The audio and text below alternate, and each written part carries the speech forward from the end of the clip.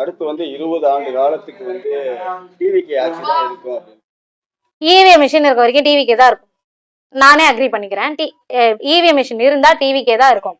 ஏன்னா EVM machine இருக்கிறது யாருக்கிட்ட, அந்த மிஷினை மேனிபுலேட் பண்றவங்க இப்ப யாரோட கை கோர்த்துருக்காங்க எல்லாம் எங்களுக்கு தெரியும். உங்களுக்கு தெம்பும் திராணியும் இருந்தா இவிஎம் மிஷினை எடுத்துட்டு இடைத்தேர்தல் நடத்தி ஆன் த ஸ்பாட் யாரு வின்னர்னு அனௌன்ஸ் பண்ணுங்கப்பா. அப்ப தெரிஞ்சுக்கிறோம் யாரு கெத்து, யாரு மாசு. அப்பாவை காணோம், நாங்க தேடுறோம். பேசின முதலமைச்சரை காணோம், நாங்க தேடுறதுக்கு ஒரு வாய்ப்பை இந்த மக்கள்கிட்ட கொடுக்குமாறு தாழ்மையோடு கேட்டுக்கொள்கிறேன். நாங்க உங்க கூட நின்னாதான் நீங்க எங்களுக்கு சப்போர்ட் பண்ணி உள்ள அனுப்பணும்னு கிடையாது. நாங்க தனித்தே நின்னாலும் நீங்க எங்களை சப்போர்ட் பண்ணீங்கன்னா எங்க கட்சிக்கு ஓட்டு போட்டவங்களுக்காக மட்டும்தான் நாங்க கேள்வி கேட்போம். நாங்க செய்ய மாட்டோம். ஓட்டு போட்டவங்க போடாதவங்க எல்லாருக்காகவும் சேர்ந்துதான் நாங்க போராடுவோம். சோ ஓட்டு போடும் போது நீங்க யோசிங்க, அந்த பட்டன் நமக்கு போகும்போது ஒரு வாட்டி யோசிங்க. இது வரைக்கும் 40 நாளா இந்த முதலமைச்சர் என்ன பண்ணாரு, இவரை எதிர்த்து கேள்வி கேட்கிற நாங்க என்னெல்லாம் பேசுறோம். இதுகிட்ட மைக்க நீட்டினாலே எங்க அண்ணன் அழகா இருந்தப்பா வாவ் சூப்பர் அப்படின்னுங்க. இதான் முதலமைச்சரோட தகுதியான்னு கொஞ்சம் யோசிங்க. பேரை சொல்லி பேத்தி சொல்லி ஓட்டு போட்ட நீங்க எல்லா திட்டத்தையும் தூக்கி பிரைவேட் கிட்ட கொடுத்துக்கிட்டு இருக்காரு. எல்லா துறையும் தூக்கி பிரைவேட்ல கொடுக்க போறாரு. தமிழ்நாடு முதலமைச்சரையே வேணா வேற என்ன பிரைவேட் கம்பெனிஸ்க்கு கொடுத்தாலும் கொடுப்பாரு. கொஞ்சம் யோசிங்க. அவங்களை எதிர்த்து கேள்வி கேட்கணும்னா தப்பே பண்ணாத ஒரு அரசியல்வாதி உள்ள இருக்கணும். அதுக்கு நாம் தமிழர் கட்சி மட்டும்தான் ஒரு தீர்வா இருக்க முடியும். யோசிங்க, சிந்திச்சு வாக்களிங்க. உங்க ஓட்டு உங்க உரிமை தான், நாங்க இல்லைன்னு சொல்லல. ஆனா உங்க ஓட்டு யூஸ்ஃபுல்லா இருக்கணும்னு நினைச்சீங்கன்னா பக்கத்து வீட்டுக்காரன் நான் இந்த கட்சிக்கு போட மாட்டேன்னு சொன்னாலும் நீ போய் போட்டுருவா ஓட்ட காமிங்க. டிவி கேட்க அந்த ஊர்ல எதிர்ப்பு இருக்குன்றத நிரூபிச்சு காமிங்க. சரியா? அதுதான் உங்ககிட்ட கேட்டுக்கிறேன். அடுத்த 20 ஆண்டுகளுக்கு தளபதி ஆட்சி தான் அப்படின்னு அமைச்சர் அது இப்பயே இது எத்தனை வருஷம் இருக்கும்னு தெரியல. 20 வருஷத்துக்குலாம் கொள்கை கோட்பாடு இல்லாத எந்த ஒரு கட்சியுமே நிரந்தரமா இருந்ததா அப்படின்னு கேட்டா இல்ல. இப்ப அரவிந்த் கெஜ்ரிவாலோட கட்சி அடுத்த இவங்கதான் அப்படின்னு சொன்னாங்க. ஆனா அவங்க உடைச்சு போயிட்டாங்க. இன்னைக்கு அவங்க நிறைய பேர் அந்த கட்சியில இருந்து மாற்று கட்சிகளுக்கு போய் சேர்ந்துட்டாங்க. ஏன் அப்படின்னா இப்ப முழுக்க முழுக்க அவங்க எதை குறிக்கோளா அவங்க வச்சிருந்தாங்கன்னா ஊழலை நாங்க ஒழிப்போம் அப்படின்னா இவங்கள மாதிரியே தான் வந்தாங்க. ஆனா அவங்க ஊழலை ஒழிச்சாங்களான்னா இல்ல, அவங்களே ஊழல் பெருச்சாலியாகத்தான் இருந்திருக்காங்கன்னு மக்கள் சொல்றாங்க. அப்ப இதுலயே தெரியும். இதை நம்ம அப்படியே இங்க பொருத்தி பார்க்கலாம். டிவி கேளையும் அதே மாதிரிதான். அதனால இவங்க கொள்கை கோட்பாடு இல்லாத எந்த ஒரு அரசியலுமே வெல்லாது.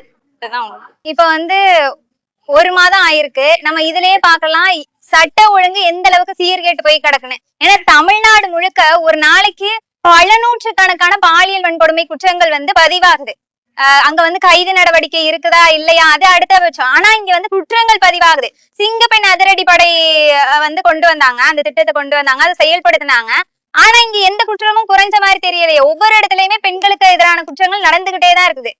ஒரு 3 வயசு குழந்தையில இருந்து 60 வயது 80 வயது மூதாட்டி வரைக்குமே பாதுகாப்பு இல்லாத நிலைமையை நம்ம பாக்குறோம் தமிழ்நாட்டுல.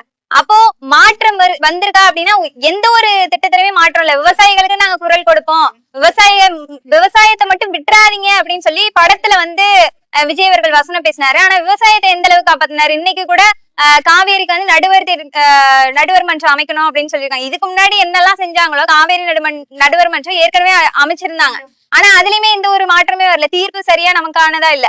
அப்ப இது மட்டும் எப்படி நமக்கு வரும் அப்படின்னு தான் இருக்கு.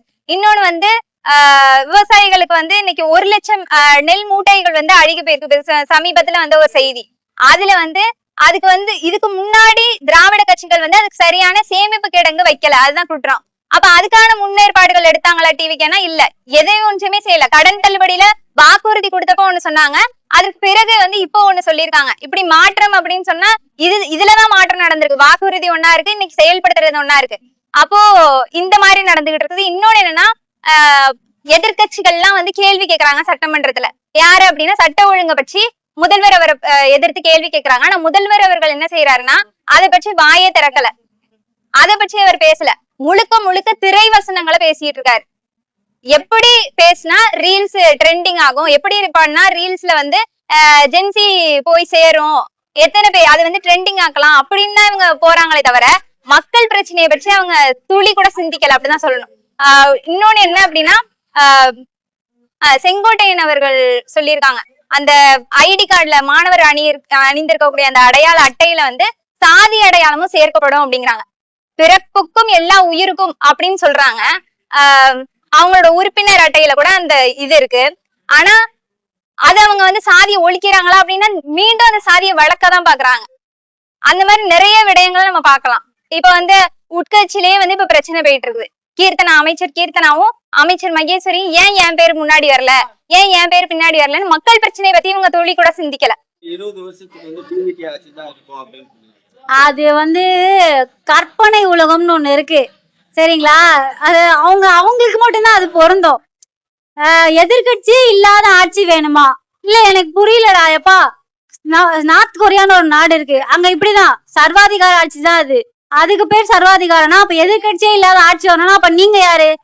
சர்வாதிகாரமா ஜனநாயகமா? அது வேணாப்பா, அது ரிலீஸ் ஆகாதது, அதை பத்தி நம்ம இழுக்க தேவையில்ல. நீங்க சர்வாதிகாரம் பண்றீங்களா இல்லைன்னா மக்கள் ஆட்சி பண்றீங்களா? அதுக்கு முதல்ல விடைய கொடுங்க எங்களுக்கு. நீங்க பாட்டு இஷ்டத்துக்கு பண்ணாதெல்லாம் பண்ணன்னு சொல்றது, நீங்க கொடுத்த அறிக்கை எல்லாம் முதல்ல நிறைவேற்றுங்கன்னு சொன்னா அதெல்லாம் பண்ணிடுவாரு. ஃபர்ஸ்ட் டைம்ல என்ன சொன்னீங்க, மாத்தி மாத்தி மாத்தி வந்து சீமான் தான் பேசுறாரு அப்படின்றீங்க. எங்களுக்கு புரியல. இப்ப மாத்தி பேசுறது யாரு? சட்டசபையில போயிட்டு என்ன பேசணும்? ஒரு சிஎம் பேச வேண்டியதா பேசுறீங்க, ஒரு முதலமைச்சர் பேச வேண்டியதா பேசுறீங்க. வாய்க்கு வந்தது இஷ்டப்படி உங்க அப்பாவை காணும், ஆயாவை காணும், ஆட்டுக்குட்டியை காணும், உங்களால கேட்கவே இல்லையே. அந்த மனுஷன் சிம்பிளா கலாச்சிட்டு போயிடுவாரு. எங்க அப்பா எங்க வீட்டுலதான் இருக்காரு அப்படின்னு சொல்லிட்டு கலாச்சிட்டு போயிடுவாரு. எங்க போய் மூஞ்ச வச்சுப்பீங்க? என்ன பேசணும்ன்றத தெளிவோட பேசுங்க, புரியுதா?